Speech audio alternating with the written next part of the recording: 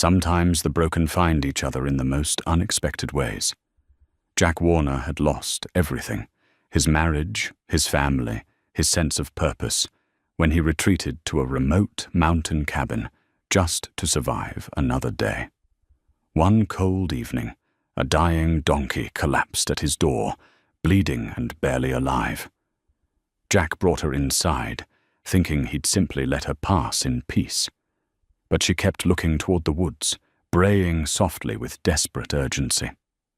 Jack followed her gaze and found a trail leading into the darkness. Hidden beneath the brush was a newborn foal, alone and shivering. The mother had used her last strength to find someone who would protect her baby. Could this final act of love save them both? Before we continue, tell us where you are tuning in from.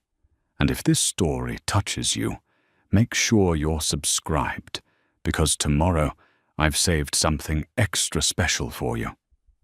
Jack Warner stood at the window of his mountain cabin, watching the last light fade behind the ridge. 54 years old, and he felt ancient. The kind of tired that sleep couldn't fix. The kind that settled into your bones and made a home there. 3 months ago, he'd driven up this mountain with nothing but a duffel bag and the keys to a cabin he'd inherited from his uncle.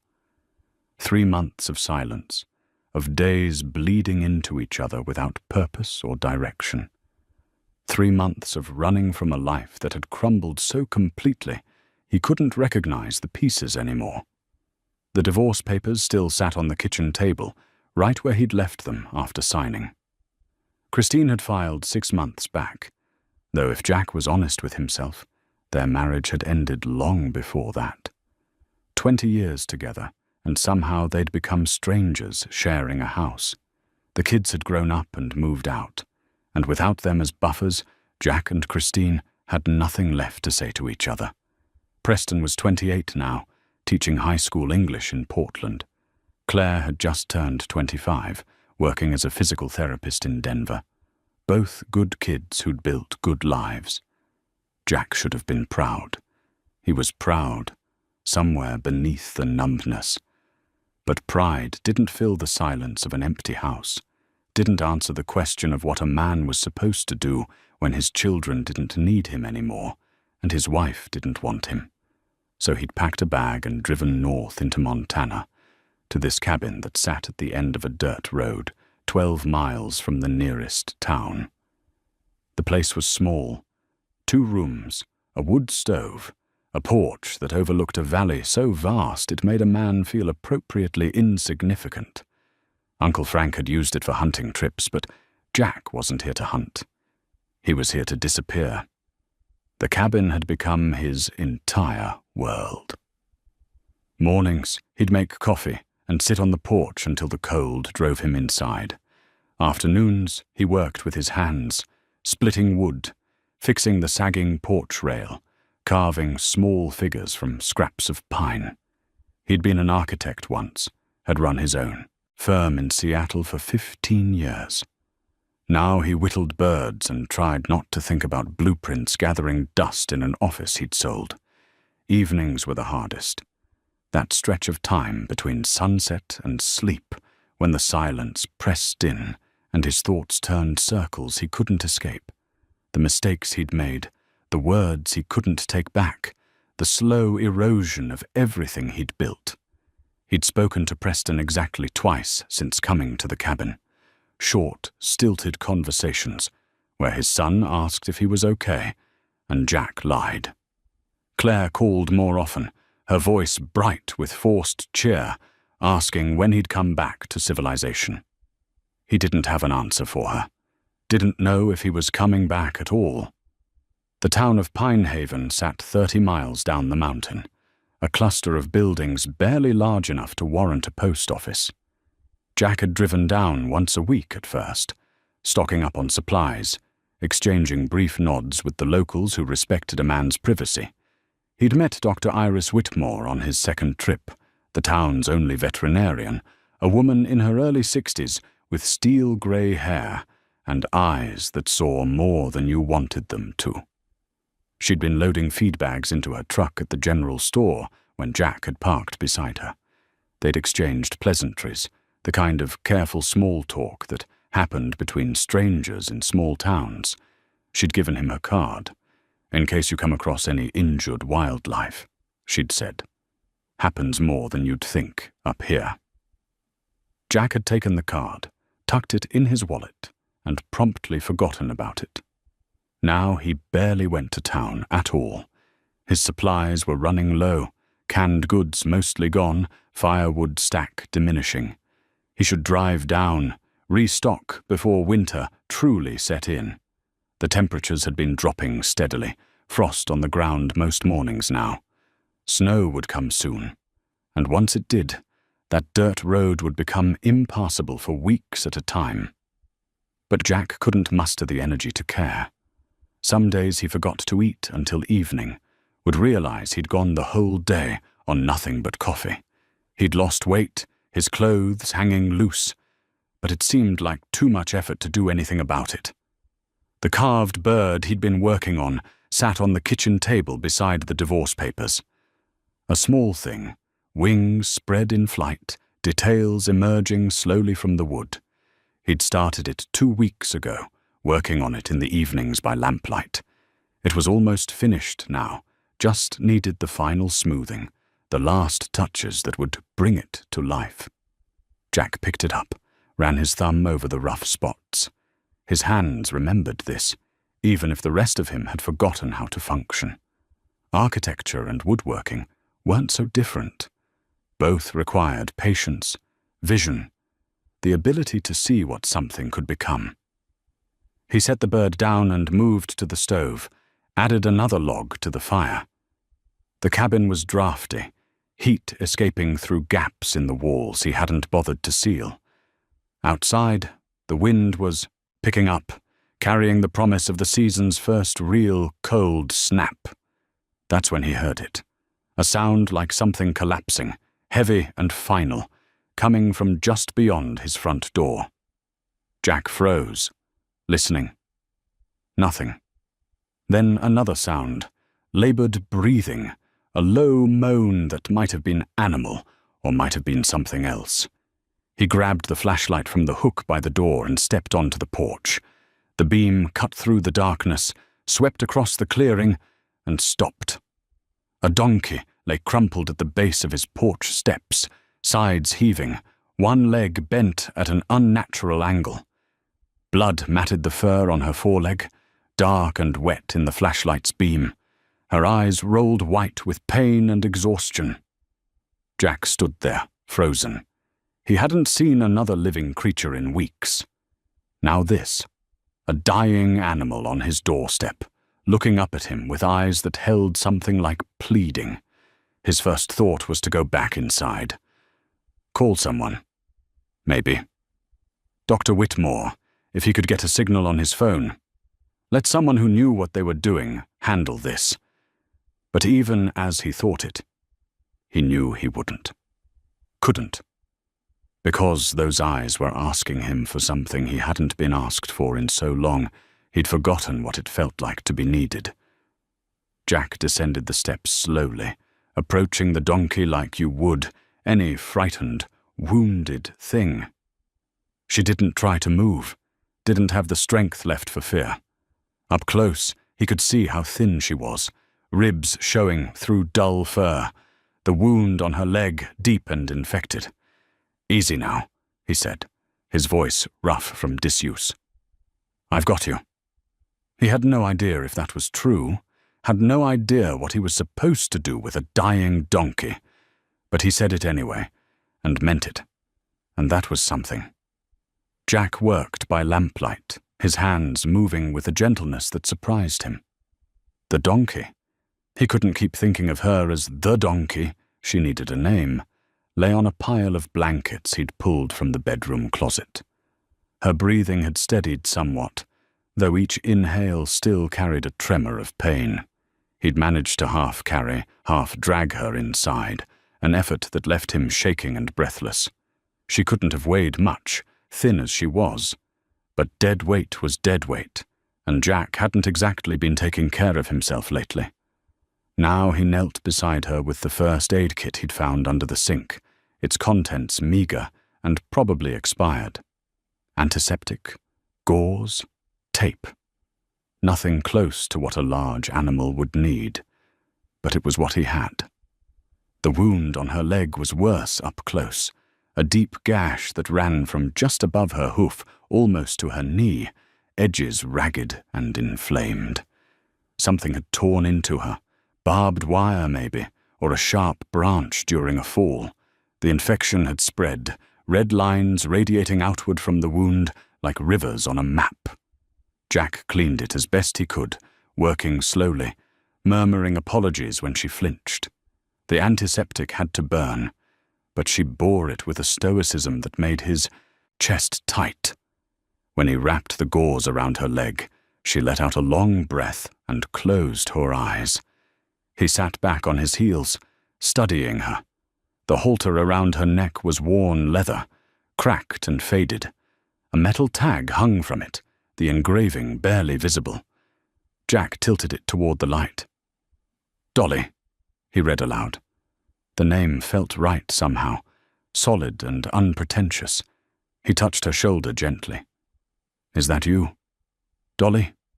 Her ear twitched at the sound. Jack noticed something else then. The halter held more than just the name tag. Tucked against the leather, secured with what looked like a twist of wire, was a small plastic bag. He worked it free carefully, held it up to the lamp. Inside was a photograph. Colors faded, but image still clear. A young girl, maybe 9 years old, arms wrapped around Dolly's neck. Both of them were smiling, the girl's face bright with uncomplicated joy, Dolly's expression as close to contentment as a donkey could manage. Jack turned the photo over, written in careful child's handwriting. "Her name is Dolly. Please keep her safe. Autumn, age 9. Something in Jack's chest cracked open. This animal had belonged to someone once, had been loved by a child who'd cared enough to write a note to ask whoever found Dolly to keep her safe. He looked at Dolly with new eyes. How long had she been wandering? How many hands had she passed through? How many miles had she traveled to end up here, dying on a stranger's doorstep? "Where did you come from, girl?" he asked softly. Dolly's eyes opened, fixed on him with an intensity that caught him off guard. Then her gaze shifted, moving past him toward the far wall, toward the window that looked out into the woods. She made a sound, not quite a bray, more like a low, urgent vocalization. Her body tensed, tried to rise, fell back with a grunt of pain. "Easy," Jack said. "You can't get up. Not yet." But Dolly kept looking toward the window, kept making that sound. A call, a plea. Jack followed her gaze. Nothing but darkness beyond the glass, the woods a wall of shadow. He turned back to her, touched her neck. "There's nothing out there, just trees." Dolly brayed again, louder this time, the sound scraping raw against the cabin's silence. She struggled, hooves scrabbling against the blankets, the effort clearly costing her. "Stop," Jack said. "You're going to hurt yourself worse." But she wouldn't stop, kept looking toward the window, kept calling into the darkness with a desperation that raised the hair on Jack's arms. He stood, moved to the window, pressed his face against the glass. The woods were thick here, pine and spruce growing so close their branches tangled together. In daylight you could see maybe 20 feet before the forest swallowed everything. At night it might as well be a void. Behind him, Dolly's cries grew more insistent. Jack grabbed his flashlight and coat. "All right," he said. "All right, I'll look." Outside, the cold hit him like a fist, his breath clouded, white in the beam of the flashlight. He swept it across the tree line, looking for... What? He had no idea what he was looking for. Then he saw it. A break in the undergrowth, barely visible. Not quite a trail, more like a deer path, narrow and overgrown. It led into the woods in the direction Dolly had been staring. Jack hesitated. Going into the forest at night was foolish, the kind of thing that got people lost or worse. But Dolly's cries echoed from the cabin behind him, and something in those sounds pulled at him with hooks he couldn't name. He started down the path. The woods closed around him immediately, the darkness so complete his flashlight seemed to barely penetrate it. Branches caught at his coat, roots tried to trip him. He moved slowly, following the faint suggestion of a trail, no idea what he was walking toward. 20 yards in, he almost turned back. This was insane. He was exhausted, emotionally wrung out, following a dying donkey's direction into the wilderness in the middle of the night. Then his light caught something ahead, a shape that didn't belong. Too regular, too deliberate. Jack pushed forward, branches scraping his face, until he stood before what could only be called a shelter. Someone had piled thick brush against a fallen log, creating a small cave-like space beneath. Fresh pine boughs formed a roof, still green and fragrant. Jack crouched, shined his light inside. A foal lay curled in the shelter, so small it couldn't have been more than a day old. Its coat was damp, legs folded beneath it, sides rising and falling with shallow breaths. When the light hit it, the foal raised its head weakly, let out a thin, plaintive cry. Jack's hand went to his mouth. Oh God. Understanding crashed over him. Dolly hadn't been wandering aimlessly. She'd been traveling with purpose, even as she died. She'd hidden her baby, kept it safe, then gone looking for help, had somehow found Jack's cabin, had chosen his door to collapse against. She'd used the last of her strength to bring someone back to her foal, to ensure her baby wouldn't die alone in the woods. Jack reached into the shelter with shaking hands, gathered the foal carefully. It was so light, felt impossibly fragile. Its eyes were dark and huge, reflecting his flashlight like mirrors. "I've got you," Jack whispered. "I've got you now." He carried the foal back through the woods, following his own disturbed trail, the small animal trembling against his chest. When he pushed through the cabin door, Dolly raised her head, saw what he carried, and made a sound Jack would remember for the rest of his life, relief and gratitude and exhaustion all tangled together. Jack laid the foal beside its mother. Dolly immediately began nuzzling it, checking it over with the thoroughness of a parent who'd been separated from their child. The foal burrowed against her, seeking warmth, seeking milk. Jack sank into a chair, watched them together. Mother and baby reunited. Dolly had done it, had saved her foal even as she died, had trusted a broken man to finish what she'd started. For the first time in months, Jack felt something crack through the numbness that had consumed him. Not quite hope, he wasn't ready for that yet, but something adjacent to it. Something that felt like purpose. He pulled out his phone, searched with frustratingly slow internet for how to care for a newborn foal. The results loaded in painful increments, but eventually he had enough information to know. This baby needed colostrum, needed warmth, needed specialized care he had no idea how to provide. His thumb hovered over Dr. Whitmore's number in his contacts. Calling her meant admitting he was in over his head, meant asking for help, something Jack had spent 3 months avoiding. But as he watched the foal try unsuccessfully to nurse from its dying mother, watched Dolly's eyes cloud with worry, Jack knew he had no choice. He made the call. The phone rang 4 times before Dr. Whitmore answered, her voice alert despite the late hour. "This is Iris." "Dr. Whitmore, it's Jack Warner. We met in town a few weeks back." He paused, suddenly unsure how to explain. "I need help." Those 3 words felt heavier than they should have. Jack couldn't remember the last time he'd said them out loud. What's happened? No judgment in her voice, just professional focus. There's a donkey. She showed up at my cabin tonight, injured and sick, and she has a foal, newborn. I don't know what I'm doing. Where are you exactly? Jack gave her directions, heard her moving on the other end of the line, gathering supplies, probably. I can be there in 40 minutes, she said. Keep them warm. Don't let the foal nurse if the mother's been sick. We don't know what she might pass on. Can you do that? I think so. Good. I'm on my way. The line went dead. Jack lowered the phone, looked at Dolly and her baby. 40 minutes. He could manage 40 minutes.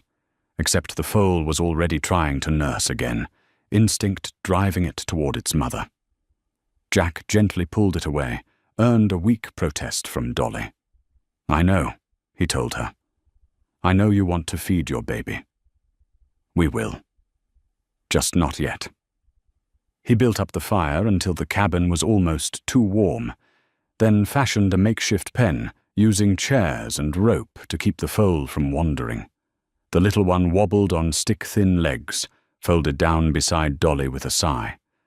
Jack sat on the floor across from them, back against the wall. The carved bird still sat on the table behind him, the divorce papers spread around it like fallen leaves. 24 hours ago, those papers had been the most important thing in his world.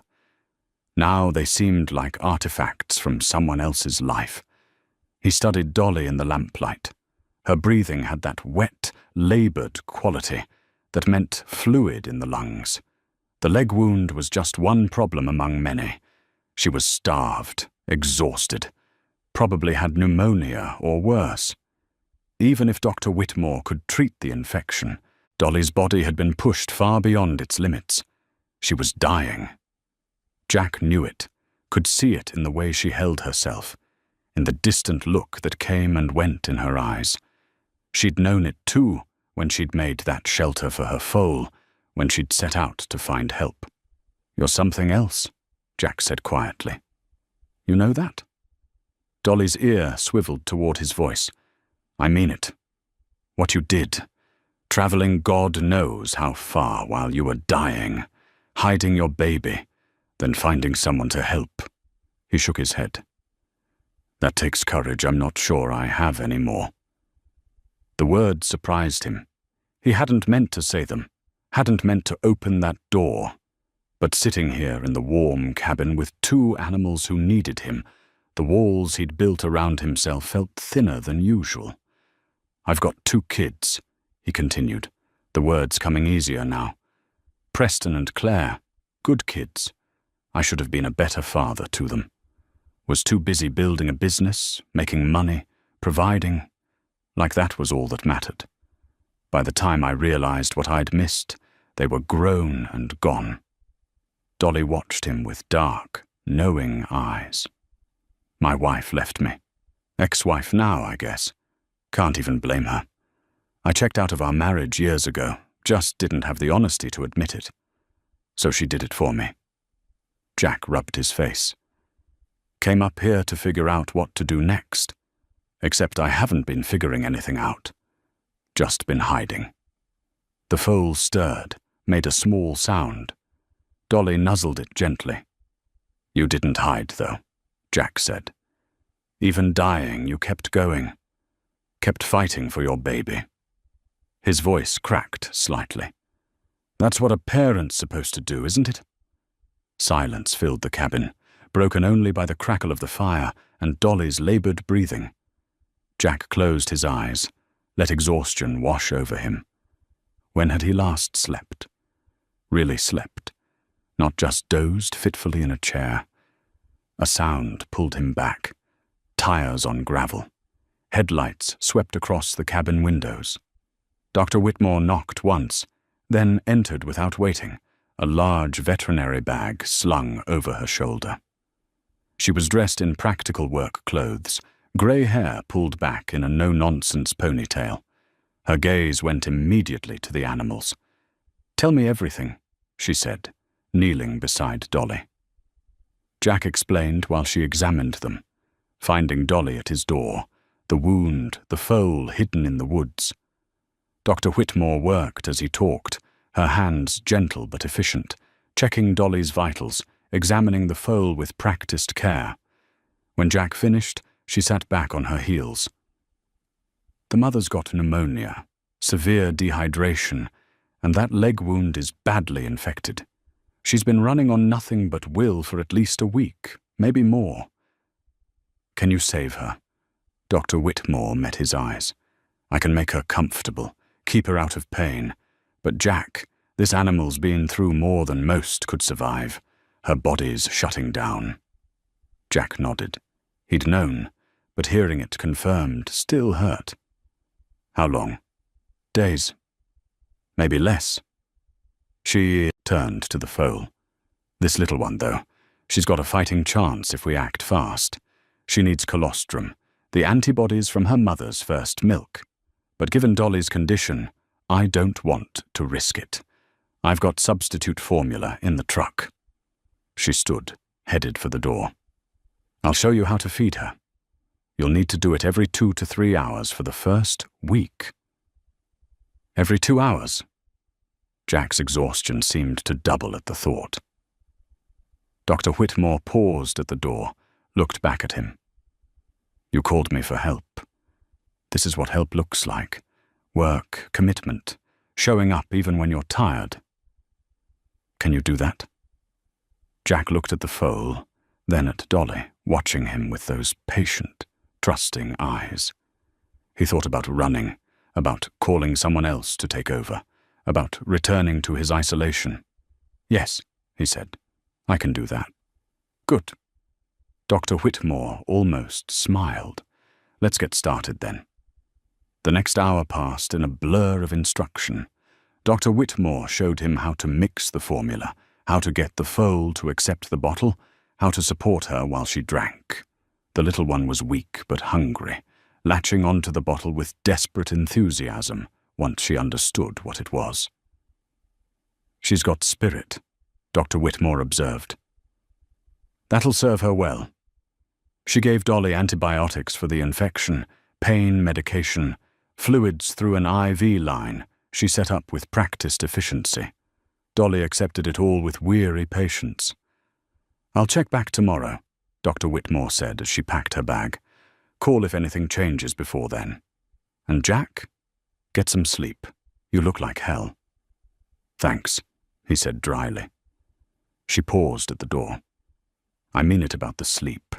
These animals need you functional, not running on fumes.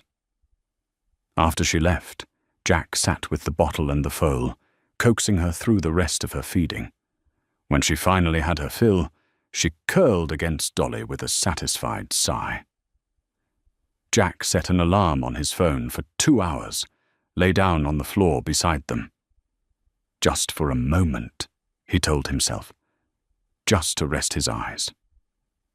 He was asleep before the thought finished forming. The alarm shattered Jack's sleep at 2 in the morning. He woke disoriented, neck stiff from the hard floor, the cabin dark except for the dying embers in the stove. For a moment, he couldn't remember why he was sleeping on the floor, why his body ached like he'd been beaten. Then the foal stirred beside him, and everything came rushing back. Jack pushed himself upright, joints protesting. The foal was awake, making small, hungry sounds. Dolly lay still, chest rising and falling in shallow rhythms. All right, Jack muttered, stumbling toward the kitchen. All right, I'm coming. Mixing the formula in the dark was an adventure. He knocked over the measuring cup twice, had to refill the bottle when he realized he'd gotten the proportions wrong. His hands shook with exhaustion as he heated water on the stove, tested the temperature against his wrist the way Dr. Whitmore had shown. Him. The foal took the bottle eagerly this time, having figured out the mechanics. Jack sat on the floor and watched her drink. Something oddly meditative about the quiet cabin, the warm animal against his leg, the simple act of feeding. When she finished, He cleaned the bottle and set another alarm. 4 in the morning, then 6, then 8. The night stretched ahead of him in 2-hour increments, but somehow that made it manageable. He didn't have to think about tomorrow or next week, just the next feeding. The pattern repeated 3 more times before dawn broke. By the time grey light filtered through the windows, Jack felt hollowed out, running on something beyond exhaustion. But the foal had taken every feeding, was already moving with more strength, and that felt like victory. Dolly's condition hadn't changed. She lay quiet, eyes tracking Jack's movements when he was near. He'd given her water with a syringe, the way Dr. Whitmore instructed, pleased when she swallowed without difficulty. "You did good," he told her, running a hand down her neck. "Your baby's strong. She's going to make it." Something in Dolly's eyes shifted. Relief, maybe, or permission to finally rest. Jack made coffee as the sun climbed higher, stood at the window and watched light spread across the valley. 3 days ago he'd stood in this same spot, staring at nothing, counting hours until he could justify going back to sleep. Now he was counting hours between feedings, planning his day around a newborn animal's needs. The absurdity of it struck him. He'd come here to escape responsibility, and somehow he'd ended up with more than he'd had in months. His phone buzzed. Claire's name lit up the screen. Jack almost didn't answer. Talking to his daughter required energy he wasn't sure he had, but something made him swipe to accept. "Hey, sweetheart." "Dad!" Claire's voice carried that forced brightness that meant she was worried. "I was starting to think you'd lost your phone. You haven't returned my calls." "Sorry. Been busy." "Busy? In the middle of nowhere?" A pause. "Are you okay?" Jack looked at the foal, now asleep beside Dolly. "Actually, yes. I think I might be." "Really?" Skepticism colored her tone. "Because you sound exhausted." "I am exhausted. But it's different than before." He sat at the table, wrapped both hands around his coffee mug. "I found some animals that needed help. A donkey and her baby." "You found animals?" "They found me, more accurately. The mother's dying, but the foal's going to survive. I've been up all night feeding her." Silence on the other end. Then, "Dad, are you sure you're okay? Because I know how it sounds. But Claire, I'm feeding a baby animal every 2 hours. Do you know when the last time was that I had something depending on me like that?" "We depended on you," Claire said quietly. The words landed like stones in Jack's chest. "I know, and I wasn't there the way I should have been. Too busy working, providing, thinking that was enough." "Dad, let me finish. I'm not trying to make excuses. I'm just saying I forgot what it felt like to be actually needed. Not for money or career advice, but for real, immediate care. These animals need me to show up every 2 hours or they die. There's something clarifying about that." Claire was quiet for a long moment. When she spoke again, her voice was softer. "What are you going to do with them?" "The mother probably won't last the week. The foal, I don't know. Haven't thought that far ahead. That's a first." Jack smiled despite himself. "Yeah, well, I'm learning to take things as they come." They talked for a few more minutes, the conversation easier than it had been in months. Claire told him about work, about a guy she'd been seeing. Jack listened, really listened, instead of just waiting for his turn to speak or check out entirely. "I'm glad you called," he said, when they were winding down. "I'm glad you answered." A pause. "Dad, I'm proud of you for helping those animals."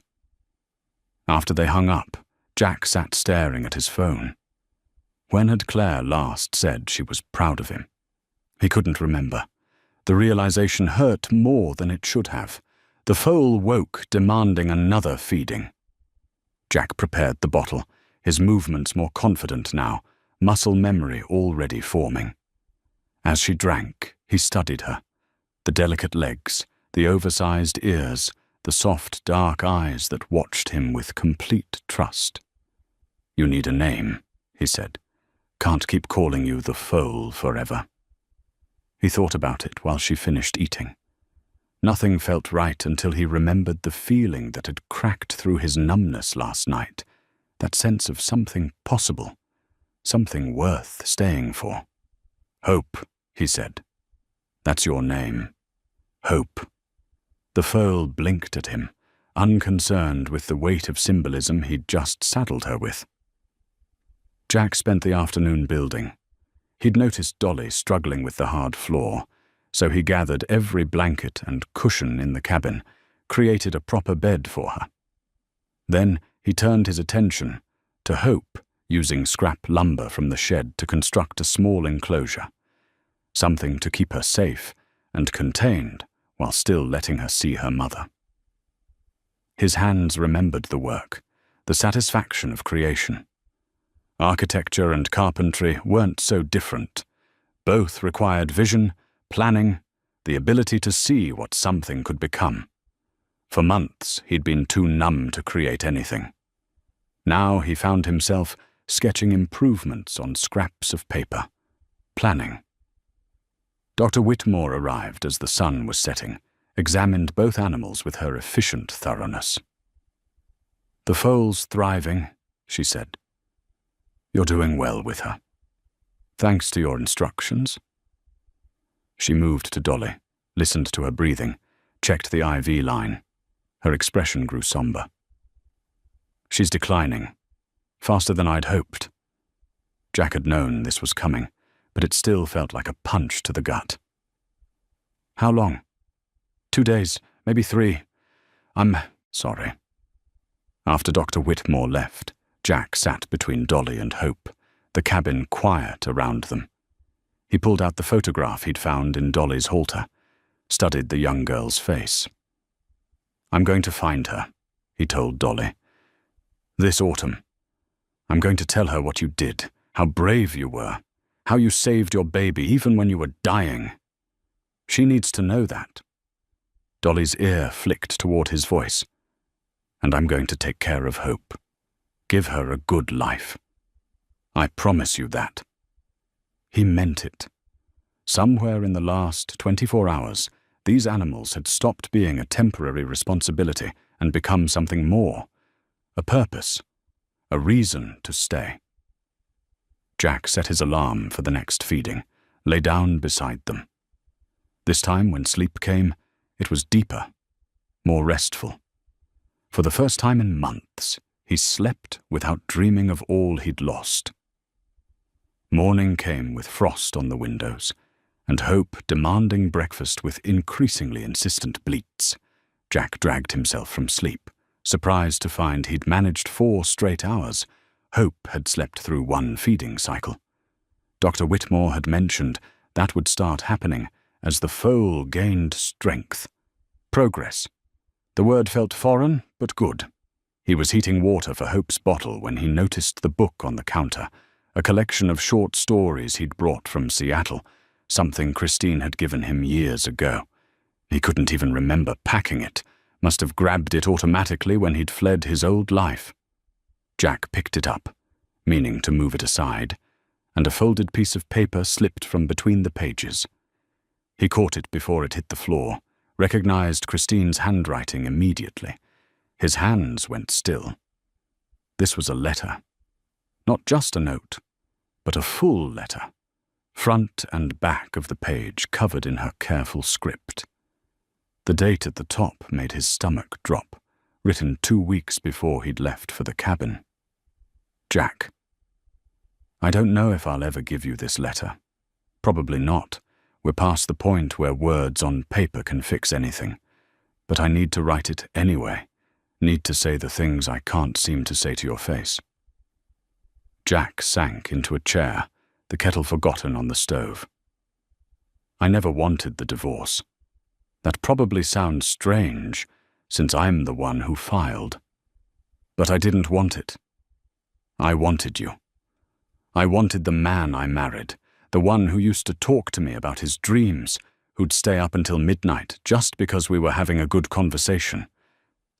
That man disappeared slowly. So slowly I didn't notice at first. The kids needed things, the business demanded attention, and you gave and gave until there was nothing left for us. For me, I became another item on your to-do list, another responsibility to manage. I should have said something earlier, should have fought harder to reach you. But I was tired too, Jack. Tired of competing with your work, with your phone, with everything that seemed more important than sitting down and just being with me. The time I realized how far apart we'd drifted, I didn't know how to get back to you. Every conversation felt like crossing a minefield. So I stopped trying, and you didn't notice, and that told me everything I needed to know. I hope you find what you're looking for in Montana. I hope that cabin gives you peace, or clarity, or whatever it is you need. You're a good man, Jack. You were a good father, even if you can't see it. Preston and Claire love you, even when you frustrate them. I loved you too. Still do, in the way you love someone you've shared 20 years with. But love isn't enough when you're lonely in the same house with someone. Maybe this letter is selfish. Maybe I'm just working through my own regrets. All I know is I'm sorry. Sorry I couldn't reach you. Sorry I gave up. Sorry we couldn't figure out how to be what each other needed. Take care of yourself up there. Christine. Jack read the letter 3 times, each pass revealing layers he'd missed. The kettle started whistling, pulling him back to the present. He turned off the stove with shaking hands, finished preparing Hope's bottle on autopilot. The foal drank eagerly, oblivious to the emotional wreckage in Jack's chest. Dolly watched from her bed, eyes knowing in that way animals sometimes had. She still loved me, Jack said to Dolly. All that time I thought she was just done. She was lonely, missing me while I was right there. He'd been so focused on being a provider, on building security for his family, that he'd forgotten to actually be present in his own life. Christine had watched him disappear, and instead of forcing the issue, she'd quietly grieved the loss of their marriage while they still lived together. Jack pulled out his phone before he could overthink it. Christine answered on the second ring. Jack? Surprise in her voice. Is everything okay? I found your letter, the one you wrote before I left. Silence stretched between them. Then, I didn't know that was in the book. I must have been using it as a bookmark and forgot. I'm sorry, Jack said, for all of it. For checking out, for making you lonely, for not fighting when things got hard. Jack, no, let me say this. You were right about everything in that letter. I did disappear. Got so caught up in providing that I forgot why I was providing in the first place. Thought being a good father, a good husband, meant working harder, earning more. Never realized I was losing you all in the process. Christine's voice was thick when she spoke. We both made mistakes. I should have said something sooner. Should have made you listen instead of just accepting your absence. Would I have listened, really? I don't know, maybe not. They talked for 20 minutes, the conversation halting and painful, but more honest than anything they'd shared in years. Jack told her about Dolly and Hope, surprised by how easily the words came. You sound different, Christine said. More present. I feel different. Being needed like this, it's, I don't know, clarifying. I'm glad. The kids have been worried about you. I know. I'm trying to do better with them, too. He paused. Christine, I don't expect this to change anything between us. I know we're past that. But I needed you to know I heard what you wrote, and I'm sorry it took me this long to understand. Thank you for saying that. It means more than you know." After they hung up, Jack sat with the letter in his lap, feeling lighter somehow. The marriage was still over, the divorce still real, but the bitterness that had surrounded it felt less corrosive now. They'd both been hurting, both struggling, both too proud or too tired to bridge the gap that had grown between them. Understanding didn't erase the pain, but it made it bearable. Hope finished her bottle and promptly fell asleep against his leg. Jack stroked her fuzzy head, thought about all the ways love could fail, not from lack of feeling, but from lack of attention, from taking someone's presence for granted until they weren't present anymore. Dr. Whitmore arrived mid-afternoon, carrying additional supplies. "How's our patient?" she asked, examining Dolly. "The same, I think. Maybe a little weaker. That's to be expected." She checked Dolly's vitals, adjusted the IV drip. "You're doing everything right, Jack. She's comfortable, and that's what matters now." "It doesn't feel like enough." Dr. Whitmore straightened, studied him with those perceptive eyes.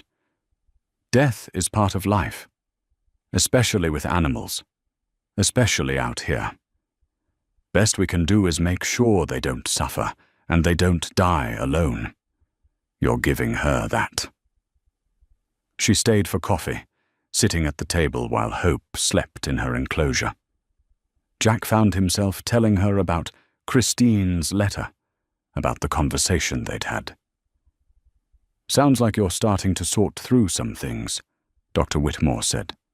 "Maybe. Feels like I'm just realizing how much I didn't see before.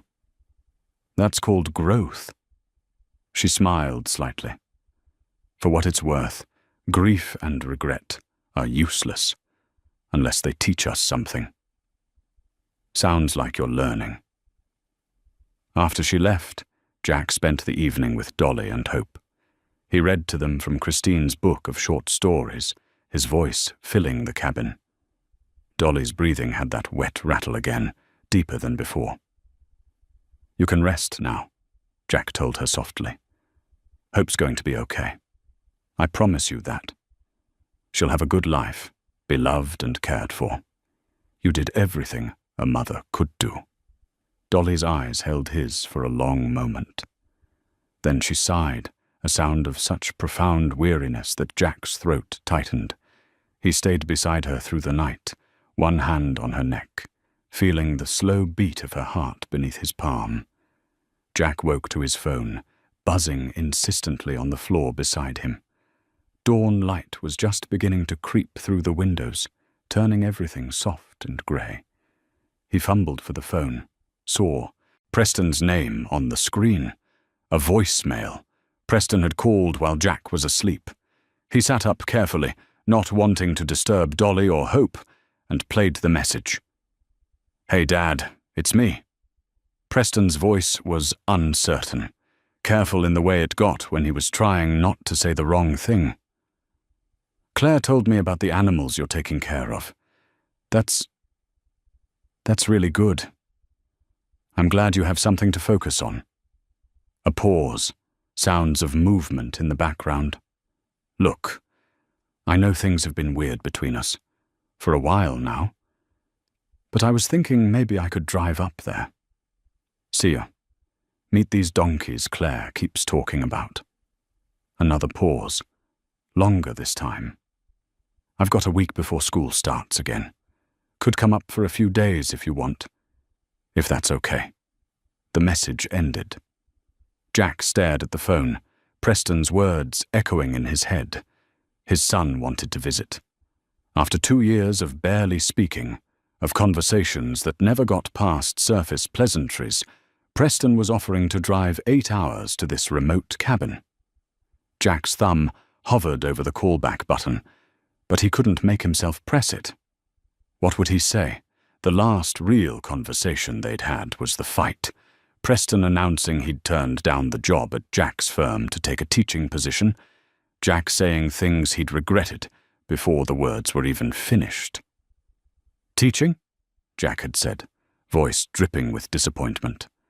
"You have a degree in architecture from one of the best programs in the country, and you want to teach high school? I want to make a difference in kids' lives. You could make a real career, build something, not waste your potential on..." "On what, Dad? On doing something that actually matters to me? Not everything's about building a business empire. I built that empire for you and your sister, so you'd have opportunities, security. I don't want your empire. I want you to respect my choices, to see me as something other than a disappointment." The words had hung between them, like smoke. Jack had opened his mouth to take them back, to explain he wasn't disappointed in Preston, but in himself for not understanding his son. But pride had sealed his throat, and Preston had left, and they hadn't spoken beyond brief, stilted phone calls since. Now Preston wanted to visit, to bridge the gap Jack had created. "I don't know what to say to him," Jack told Dolly. "Don't know how to apologize for the things I said." Dolly shifted slightly, her breathing labored. Hope stirred in her enclosure, making the small sounds that meant feeding time. Jack prepared the bottle, moving through the routine that had become second nature. As Hope drank, he thought about Preston at 7 years old, helping Jack build a birdhouse in the garage. The patience Preston had shown even then, the careful way he'd held the nails, his face serious with concentration. Jack had loved those moments, had treasured them even as he'd slowly stopped making time for them. Work had always been waiting, deadlines pressing, clients demanding. The birdhouse had been replaced by late nights at the office, weekends catching up on paperwork. By the time Preston was 15, they barely saw each other. And Jack had told himself it was fine. He was providing, wasn't he? Paying for Preston's education, his car, his future. That was what mattered. Except it wasn't. Preston hadn't needed a benefactor. He'd needed a father. Hope finished eating and immediately tried to climb into Jack's lap, all gangly legs and determination. Jack laughed despite himself, the sound rusty from disuse. The foal was getting stronger every day, her personality emerging, curious, affectionate, fearless in the way of babies who don't know the world can hurt them. "You're going to be a handful," Jack told her, scratching behind her ears the way she liked. His phone rang. Preston's name flashed on the screen. Jack answered before he could overthink it. "Hey, son." "Dad, did you get my message?" "I did, just now." Silence stretched between them, familiar and uncomfortable. "So?" Preston's voice was carefully neutral. "Would it be okay if I came up?" Jack looked at Hope, at Dolly watching from her bed with those patient eyes, at the cabin that had become less a hideout and more a home in the past few days. "Yeah," he said. "Yeah, I'd like that." "Really?" Surprise cracked through Preston's careful tone. "Really, it's not much up here. Just a cabin, no real amenities. But there's space, and the animals, well, you should meet them." They talked logistics. Preston could come up in 3 days, would stay for a few days if that was all right. Jack agreed to all of it, felt something loosen in his chest with every word. After hanging up, he sat with the reality of what he'd just agreed to. Preston was coming. In 3 days, Jack would have to face his son, have to find words for the apology he'd been carrying for 2 years. The thought terrified him. "Your son's visiting," Dr. Whitmore said that afternoon when she came to check on Dolly.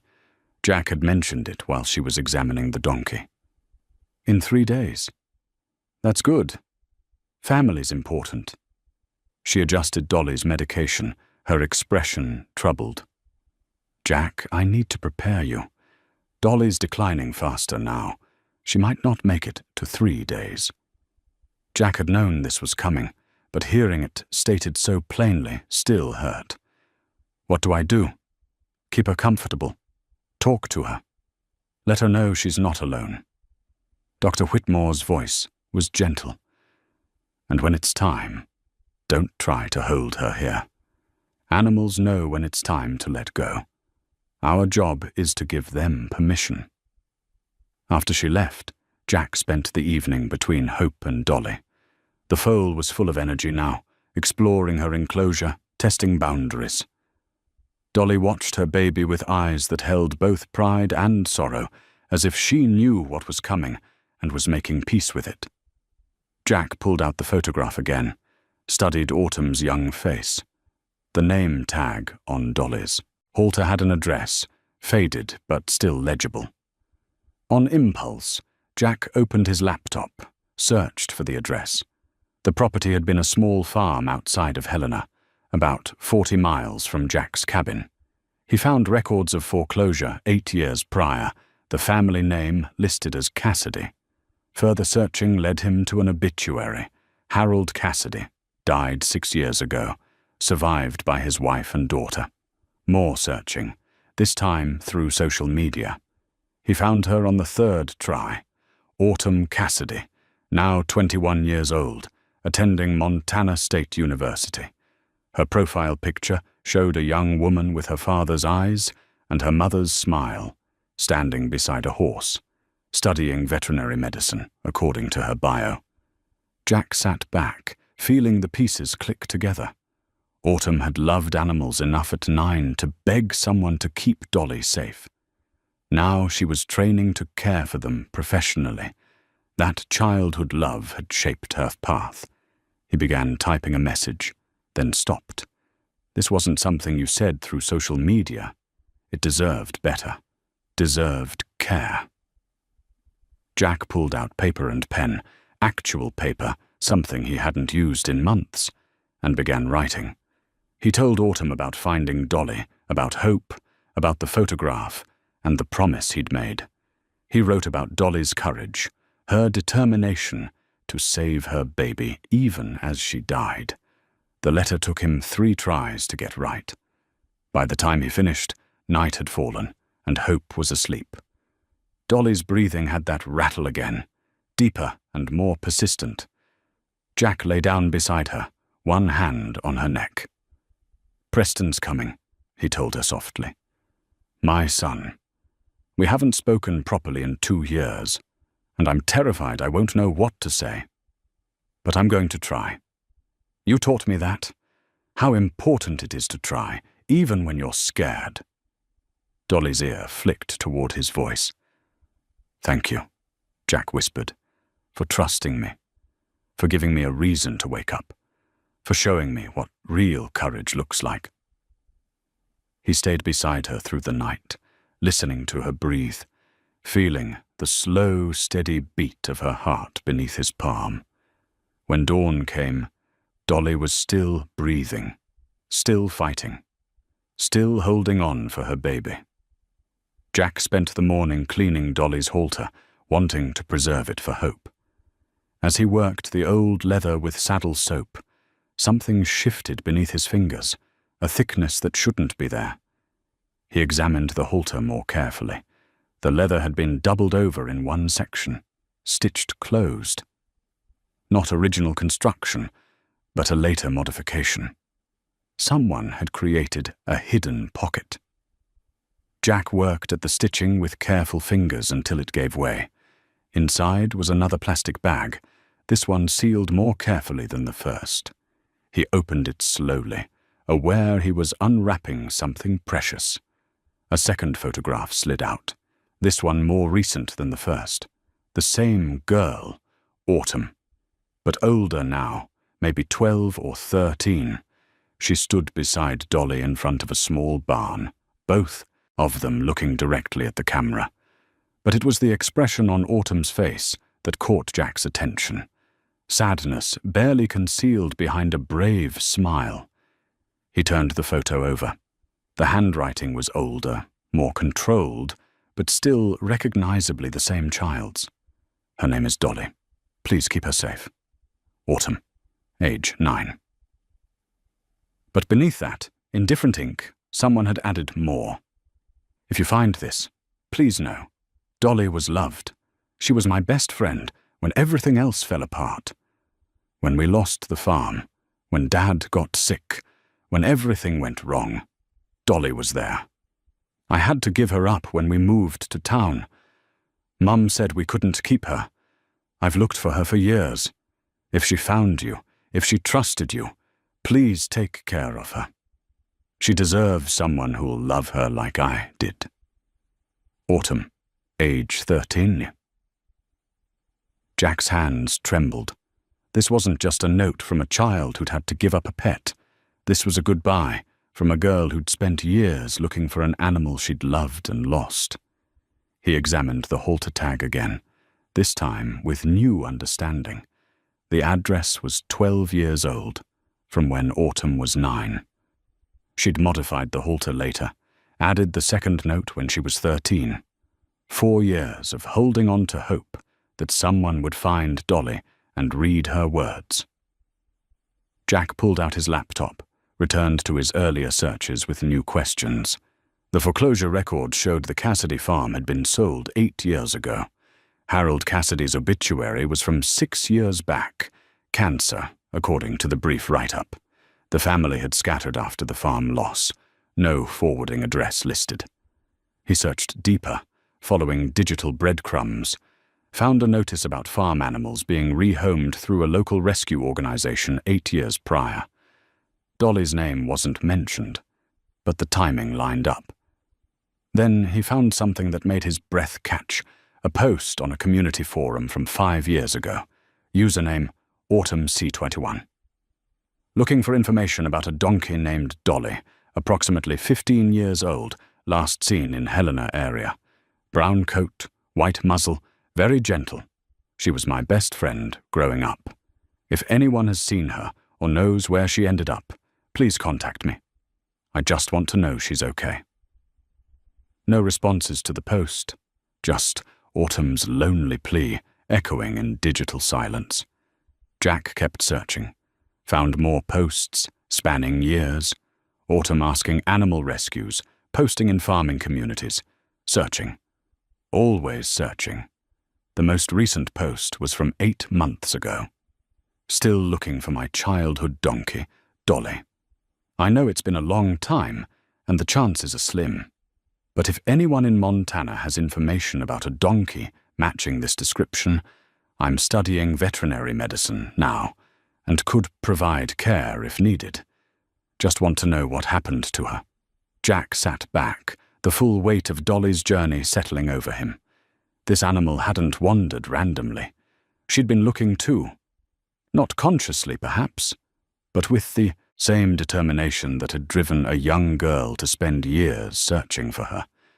And somehow, dying and pregnant and desperate, Dolly had found someone who would care, who would read the notes, understand what they meant, and protect what she'd left behind. Jack looked at Dolly, saw her watching him with those knowing eyes. "You weren't just running," he said softly. "You were looking for help, but maybe you were looking for her too. For Autumn." The pieces fell together. The address on the halter was 40 miles from Jack's cabin, but in the direction Dolly had been traveling. She'd been heading toward Helena, toward the last place she'd been loved. Pregnant and injured, she'd been trying to find her way home. And when she couldn't make it, when her body gave out, she'd found the next best thing, someone who would finish what she'd started. Jack's vision blurred. The trust Dolly had shown wasn't random or desperate. It was intentional. She'd traveled nearly 40 miles through mountains while dying, had hidden her baby, and then sought help with the same determination that had driven Autumn to search for years. Two creatures looking for each other, across time and distance, both refusing to give up. Jack pulled out his phone, found Autumn's social media profile again. This time he didn't hesitate. He sent a direct message. "Autumn, My name is Jack Warner. I found Dolly. She came to my cabin 5 days ago, injured and sick. She was pregnant. She led me to her newborn foal hidden in the woods. I've been caring for them both, but I need you to know. Dolly is dying. I'm so sorry. I found your notes in her halter. I found your posts looking for her. She's been loved and cared for these past few days. She's not alone. If you want to see her before, if you want to come, I'll send you the address. Her baby is safe and healthy. I promise you I'll take care of her. But I thought you should know. Thought you deserved to know what your donkey did, how brave she was. She saved her baby. She trusted a stranger to finish what she started. I think maybe she was looking for you. I think she never stopped. He hit send before he could second-guess himself, then immediately worried he'd overstepped. What if Autumn didn't want to know? What if opening that old wound was cruel rather than kind? His phone buzzed less than 5 minutes later. Is this real? Please tell me this is real and not some cruel joke. Jack's fingers flew across the keyboard. It's real. I have the photographs you left in her halter. Both of them. And I have your donkey, who fought harder than any creature I've ever seen to save her baby. Send me the address. I'm coming now. She might not make it until you get here. I need you to know that. I don't care. I'm coming. I need to see her. Need to tell her I never stopped looking. Jack sent the address, his heart hammering. Then he went to Dolly, knelt beside her, took her face gently in his hands. She's coming, he told her. Autumn's coming. She never stopped looking for you, girl. Never gave up. Just like you never gave up on your baby. Something shifted in Dolly's eyes. Awareness, recognition, maybe. As if some part of her had been waiting for exactly this news. You hold on, Jack said, his voice breaking. You hold on just a little longer.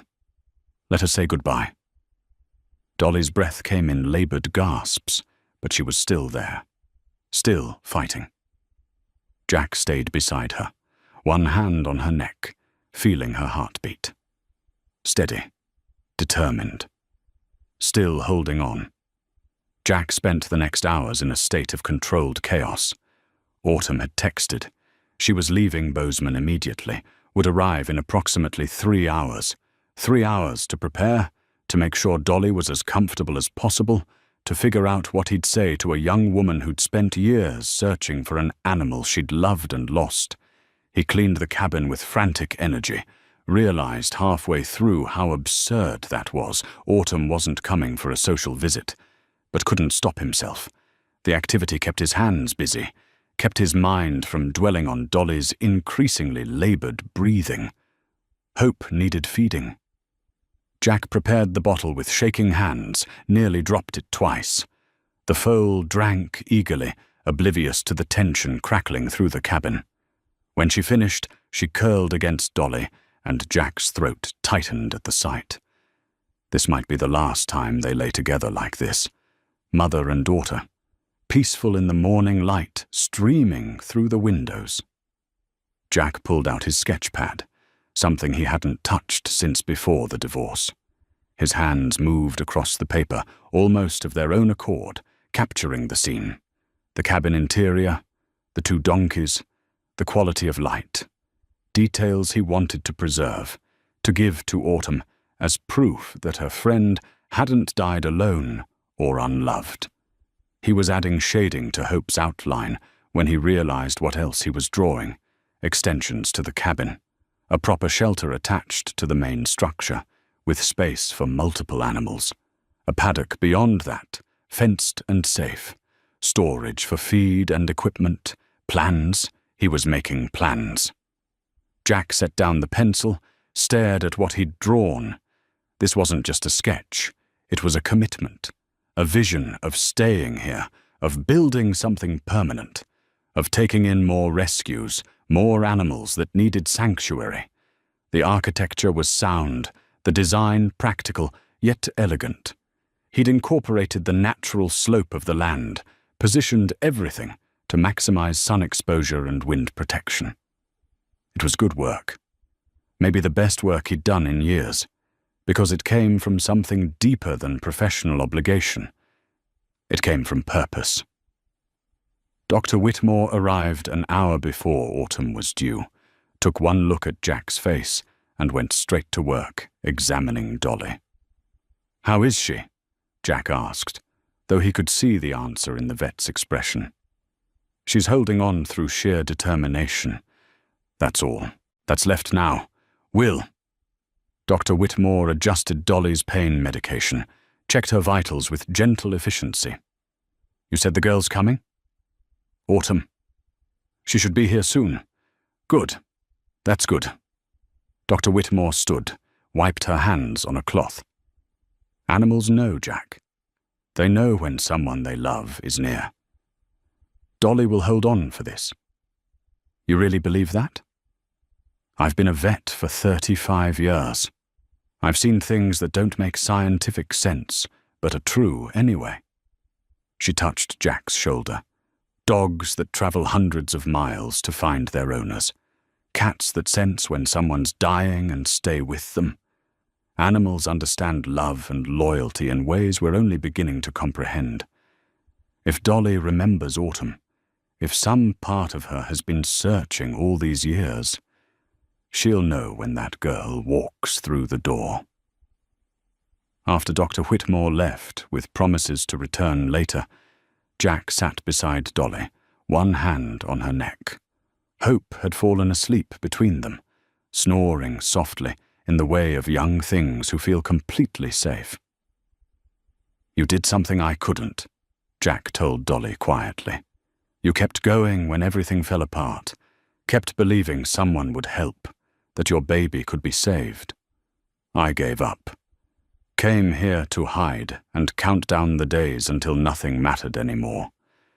Dolly's ear flicked toward his voice. "But you wouldn't let me hide. Showed up at my door dying, asked me to be better than I'd been, asked me to show up even when it was hard." Jack's voice cracked. "And now Autumn's coming. That girl who loved you, who never stopped looking. You're going to see her again before—" He couldn't finish the sentence. A sound outside. Tires on gravel, an engine cutting off. Jack's heart lurched. He checked his phone. Autumn had made good time, must have driven faster than she should have. He stood, moved to the window. A small sedan sat in the clearing, and a young woman was climbing out, her movements quick and desperate. She looked exactly like her photographs. Dark hair pulled back, her father's eyes, her mother's determined jaw. She wore jeans and a university sweatshirt, and her face held an expression Jack recognized because he'd worn it himself. Hope and dread tangled together. Jack opened the door before she could knock. They stared at each other for a moment. This stranger who'd driven 3 hours on faith, and the man who'd become the keeper of her childhood. "Autumn? Is she—" Autumn's voice broke. "Is she still alive?" "Yes. Come in." Autumn practically ran into the cabin, then stopped short when she saw Dolly lying on the blankets, Hope curled against her side. Her hand went to her mouth, and the sound she made was pure grief and relief and recognition all at once. "Dolly," she whispered. And Dolly, who hadn't had the strength to lift her head in hours, raised it now. Her ears pricked forward, her eyes focused with sudden clarity, and she made a sound Jack had never heard from her before. A greeting, a call, recognition. Autumn dropped to her knees beside Dolly, hands shaking as she touched her friend's face. "You remember me," she sobbed. "Oh God, you remember me." Dolly nuzzled against Autumn's hands, made that sound again. Softer now, contented. The effort cost her visibly, but she didn't stop, kept touching Autumn with her muzzle, kept looking at her with eyes that held everything words couldn't express. Jack stepped back, giving them space. He watched Autumn curl herself around Dolly, watched her whisper things meant only for the donkey's ears, watched Dolly relax in a way she hadn't since arriving at the cabin, as if she'd been waiting for exactly this moment. Hope woke up, made a curious sound at the stranger. Autumn looked at the foal and started crying harder. Her baby, she managed. This is her baby. Her name's Hope, Jack said quietly. Born 5 days ago. Dolly hid her in the woods, then came to find me.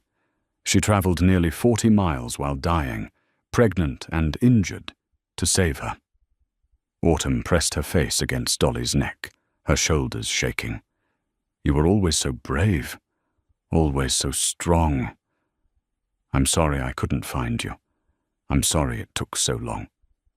They stayed like that, Autumn and Dolly, reconnected after years apart.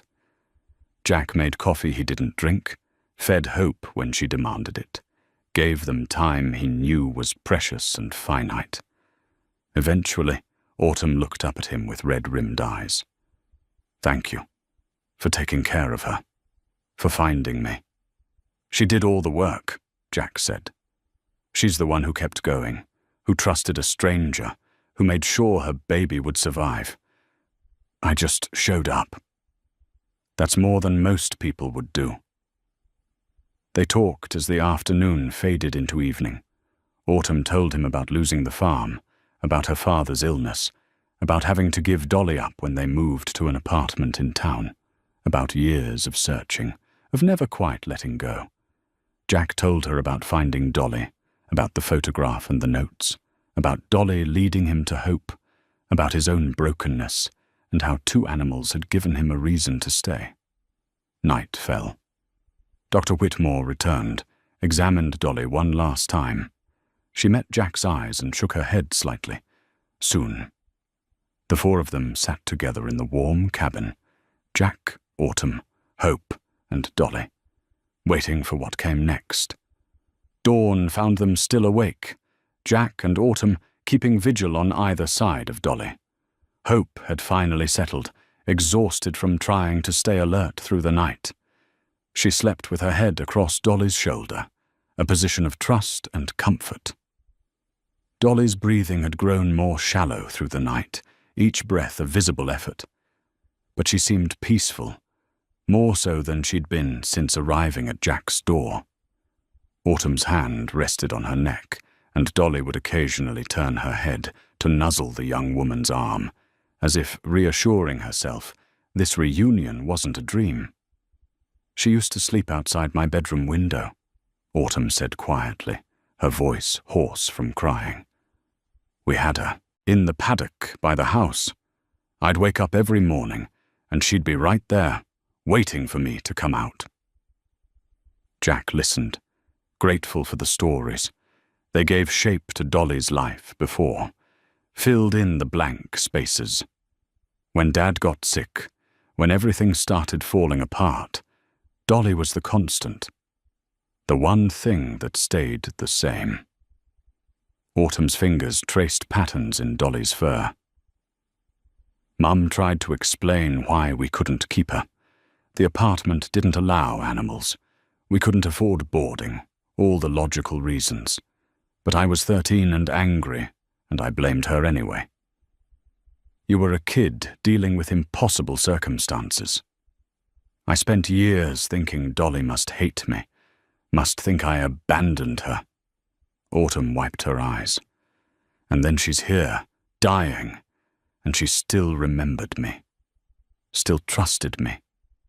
Animals forgive easier than people, Jack said. Maybe because they live so completely in the present. The past doesn't trap them the way it traps us. They fell into silence, watching Dolly breathe. The sun climbed higher, turning the cabin golden.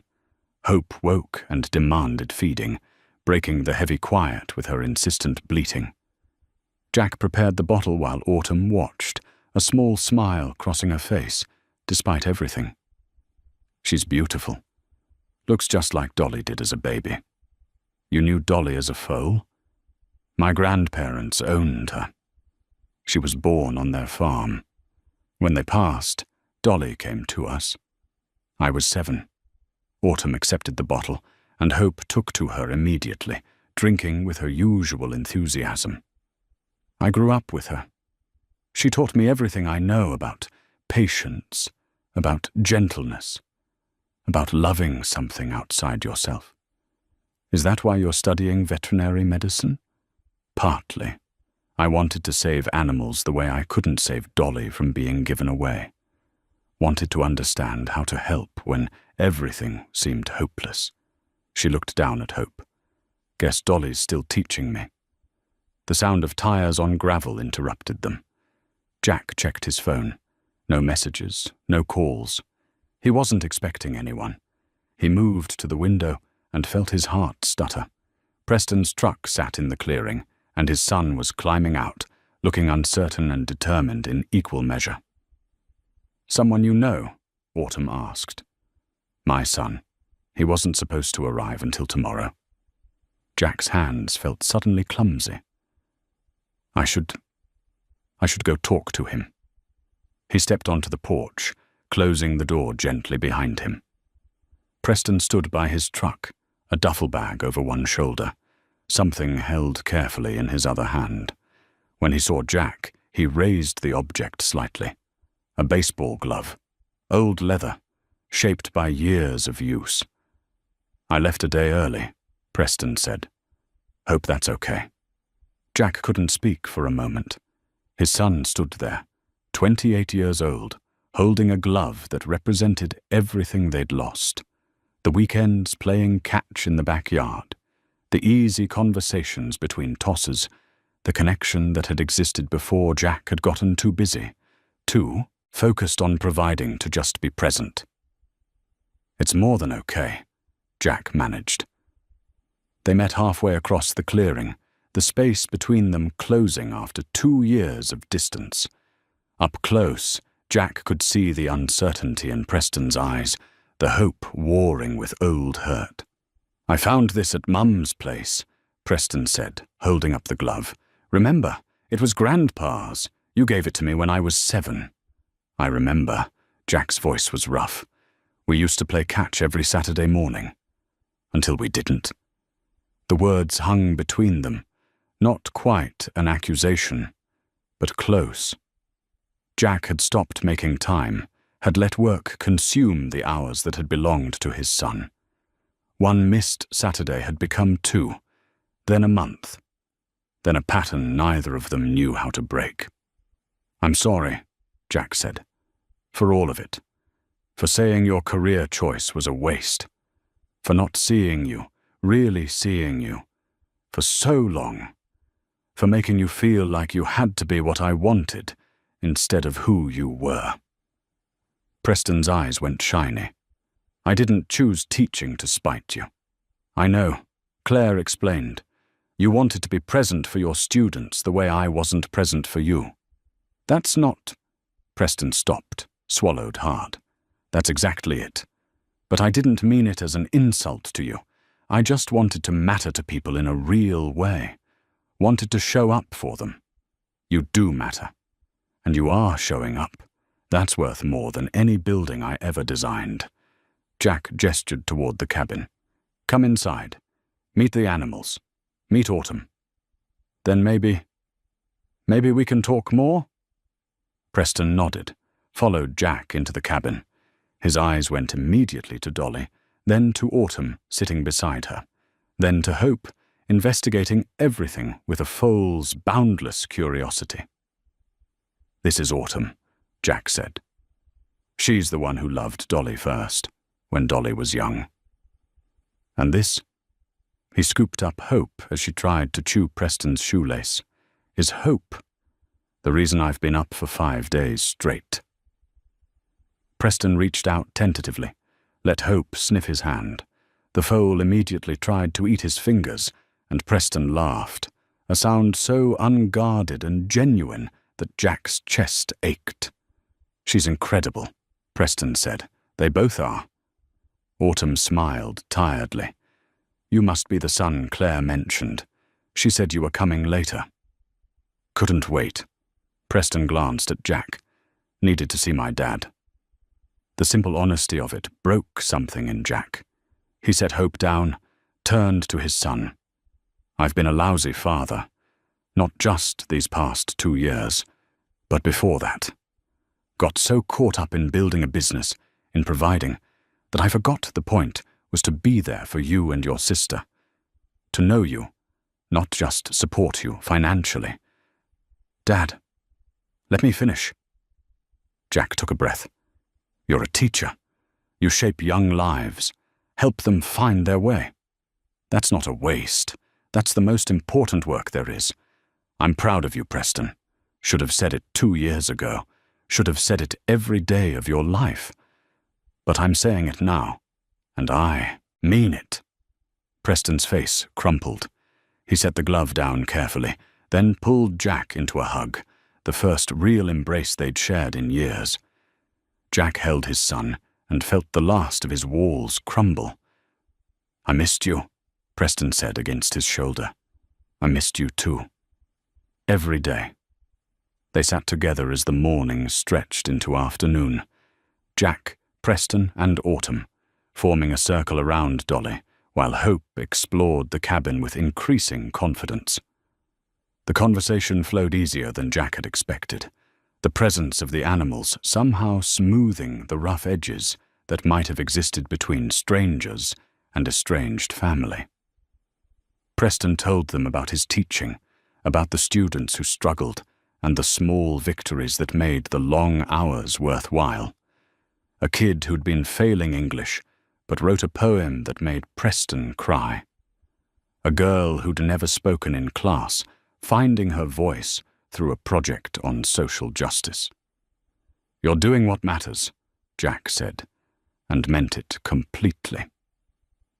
Autumn shared stories about Dolly, the time she'd escaped her paddock to eat all the apples from the neighbor's tree, the way she'd bray at exactly 6 every evening, demanding dinner, how gentle she'd been with Autumn when the girl's father died, somehow understanding grief in the way animals sometimes did.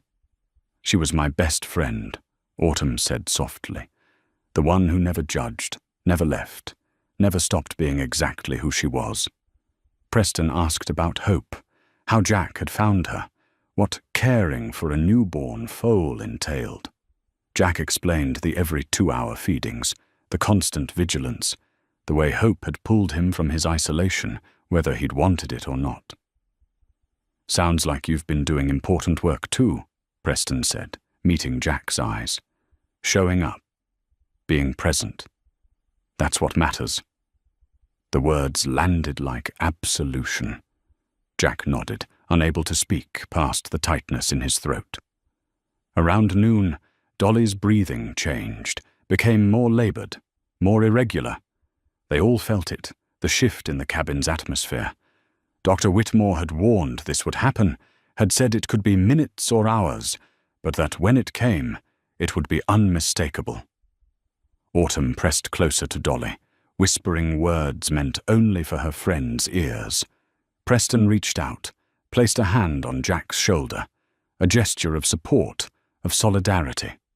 Jack thought about everything that had brought them to this moment. His failed marriage, his retreat to the mountains, his giving up on connection and purpose. Dolly arriving at his door, dying but determined. Hope hidden in the woods, waiting for salvation. Autumn's years of searching. Preston's courage in reaching out despite the hurt between them. All of it converging in this small cabin, in this moment of loss that was somehow also a moment of profound grace. I need to tell you something, Jack said to Preston. About the cabin, about my plans. Preston looked at him questioningly. Jack stood, retrieved his sketch pad from the table. He showed them the drawing, the cabin with its additions, the animal shelter, the paddock, the vision he'd created without quite realizing he was committing to it. I'm staying, Jack said. Not just for now, but permanently. I'm going to build this, a sanctuary for rescue animals. Give them a safe place, the way Dolly gave me a reason to be safe. Autumn's eyes widened as she studied the sketch. This is beautiful. Professional quality. I was an architect before I gave up on everything. Jack looked at Preston. I know it's not what you or Claire probably hoped for, your dad becoming some hermit animal rescuer in the mountains. Are you kidding? Preston's voice was thick with emotion. Dad, this is the first time I've seen you excited about anything in years. The first time you've talked about the future like it matters. It does matter. They matter. Jack gestured at Hope, at Dolly. I can't bring back the years I wasted. Can't undo the mistakes I made with you and your sister. But I can do this. Give animals like Dolly a place to be safe, to be loved. And maybe you could help? During your summer breaks? Preston smiled, and it transformed his face. I'd like that. Teaching's my calling, but this, yeah, I could help build something like this. We could build it together. The phrase hung in the air between them, weighted with more than construction plans. Building something together, rebuilding what they'd lost, creating something new from the ruins of what had been. Jack pulled the carved bird from his pocket, the one he'd been working on the night Dolly arrived. He'd finished it this morning while waiting for dawn, had smoothed the last rough edges until it was perfect. I want you to have this, Jack said, offering it to Preston, for your classroom, to remember that even broken things can finish what they start. Preston took the carving carefully, turned it over in his hands. The bird's wings were spread in flight, every feather detailed, the wood grain flowing through it like life itself. It's incredible, Dad. It's a promise that I'm going to finish what I started, being your father, being present, being someone you can count on.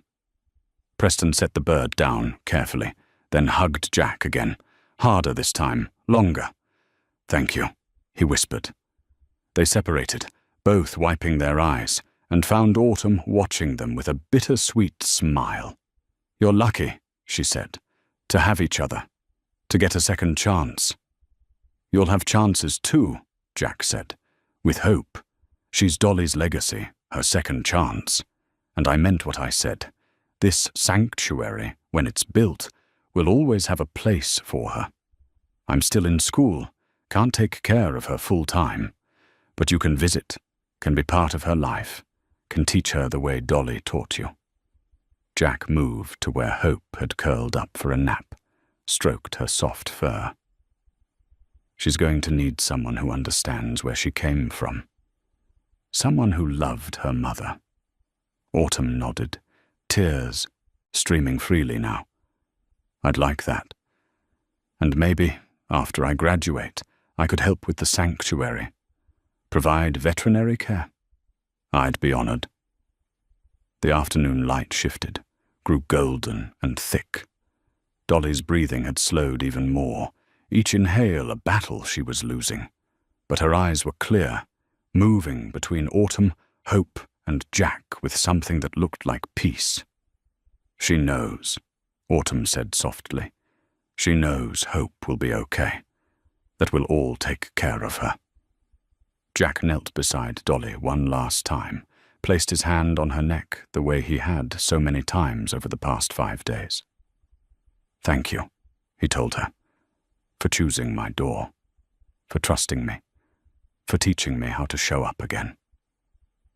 Dolly's eyes found his, held them for a long moment. Then she turned her head to Autumn, nuzzled against the young woman's hands one final time. I love you, Autumn whispered. I never stopped loving you. I never stopped looking. Dolly sighed, a sound of such complete contentment that everyone in the cabin felt it in their bones. Her eyes drifted closed, her breathing slowed further. And as the sun set over the Montana mountains, surrounded by the people who loved her and the baby she'd saved. Dolly let go. 2 months had passed since Dolly died in the cabin, surrounded by love and the certainty that her baby would be safe. Jack stood on his porch now in the crisp October air, watching Hope graze in the newly built paddock.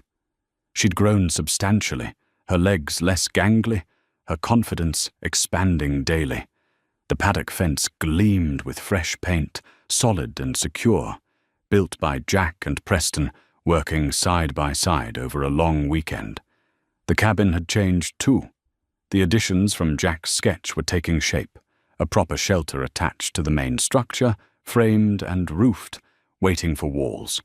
Preston would return at Thanksgiving to help finish it. Claire had visited twice already, bringing supplies and her physical therapist's eye for making the space accessible and functional. Jack's daughter had cried when she first saw Hope, had spent an entire afternoon sitting in the paddock while the foal investigated her with fearless curiosity. "She's why you sound different on the phone," Claire had said. "Why you actually answer when I call now." It was true. Jack answered his phone now, checked messages, stayed connected in ways he'd abandoned during his months of isolation. The difference was that connection no longer felt like obligation. It felt like lifeline. His relationship with Christine had settled into something neither of them had expected. Friendship, genuine and uncomplicated by the weight of their failed marriage. They spoke weekly, conversations that ranged from small details to deeper reflections on what they'd both learned. She'd driven up once to meet Hope, had stood in the paddock with tears in her eyes. "This suits you," she'd said, "more than Seattle ever did." She was right. The mountain cabin, the animals, the slower pace. It all fit in ways Jack's previous life never had. He'd been chasing something he thought he wanted, building an empire because that's what success looked like, never stopping to ask if it made him happy. Now he woke each morning to Hope's demanding bleats, spent his days working with his hands, planning the sanctuary that was slowly becoming real. He'd adopted 2 more animals, a horse with a bad leg that a rancher was going to put down, and a sheep that had been abandoned by a petting zoo. The shelter would house them through the winter, keep them safe and warm. Dr. Whitmore stopped by weekly, had become something more than just a veterinarian. A friend, maybe more eventually, though neither of them was rushing toward definitions. She'd lost her husband 5 years ago, understood grief and the slow process of rebuilding. They took things as they came, shared coffee and conversation, let whatever was developing between them unfold naturally. Today she was due any minute, coming to check on the new arrivals and bring supplies. Jack had coffee ready, the cabin warm and welcoming in ways it had never been during his months of isolation. Hope trotted over to the fence as a car pulled up the drive, not Dr. Whitmore's truck, but a vehicle Jack recognized. Autumn climbed out, bundled in a winter coat, her face bright with the kind of joy that came from seeing something you loved. "There's my girl," she called to Hope, who immediately began showing off, prancing and kicking up her heels. Autumn visited every few weeks, driving from Bozeman between classes and study sessions. She'd helped name the horse, Steadfast, for his determination to heal despite the injury, and had been there when the sheep arrived, diagnosing a minor infection and teaching Jack how to treat it. "How's school?" Jack asked, as she joined him at the fence. "Exhausting, rewarding. I had to suture a dog yesterday, supervised, obviously, and I only cried a little bit after because it went so well." Jack smiled. Dolly would be proud. "I think about her every day," Autumn said softly. "But it doesn't hurt the way it used to. Now it feels more like she's still teaching me, through Hope, through all of this." They watched Hope play for a while, the foal's joy infectious and uncomplicated. Then Autumn pulled an envelope from her pocket. "This came yesterday. Thought you'd want to see it." Jack opened it carefully. Inside was a letter on official university letterhead and a photograph. The letter was brief, an acknowledgement of Autumn's application for advanced study, a mention of her essay about the donkey who'd taught her everything about perseverance and love. The photograph showed Autumn in a white coat, standing in what looked like a veterinary clinic, holding the carved bird Jack had given Preston. "Preston sent it to me," Autumn explained. "Said you made it, and he thought I should have it for my clinic someday. For luck." Jack's throat tightened. Preston had given away something precious, had seen where it would mean the most. That kind of generosity, that kind of seeing beyond yourself, that was the man Jack's son had become. No thanks to Jack, but despite him. "He's a good man," Jack said. "You both are."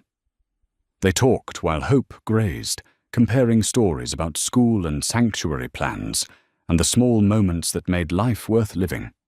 When Dr. Whitmore arrived, the three of them walked the property together, checking on the animals, discussing what would be needed before winter truly set in. "You're building something special here," Dr. Whitmore said. "A place where broken things come to heal." "Broken animals," Jack corrected. "I wasn't just talking about the animals." That evening, after Autumn and Dr. Whitmore had left, Jack sat on his porch with Hope sleeping in her shelter nearby. He pulled out his phone, scrolled to a photo Preston had sent earlier, the carved bird sitting on his classroom desk, surrounded by student art projects and books. "The kids love it," Preston had texted. "Keep asking about the man who made it. Told them my dad's the strongest person I know because he learned how to ask for help." Jack saved the message, added it to the collection he'd started keeping, evidence of his life now, of connections maintained and nurtured, of showing up, even imperfectly. He thought about Dolly, about the dying animal who'd refused to give up, who'd traveled 40 miles while pregnant and injured, because giving up wasn't an option when someone you loved depended on you. She'd taught him that, had collapsed at his door and demanded he be better than he'd been. The mountain stretched out before him, dark against the darkening sky. Winter would come soon, would test the shelter he'd built, would require long hours of work and dedication.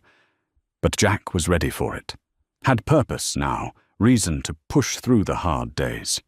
His phone buzzed, Claire sending a photo of herself at the airport with luggage. "Surprise! Got a few days off? Can I visit?" Jack smiled, typed back immediately. The door's always open. And it was.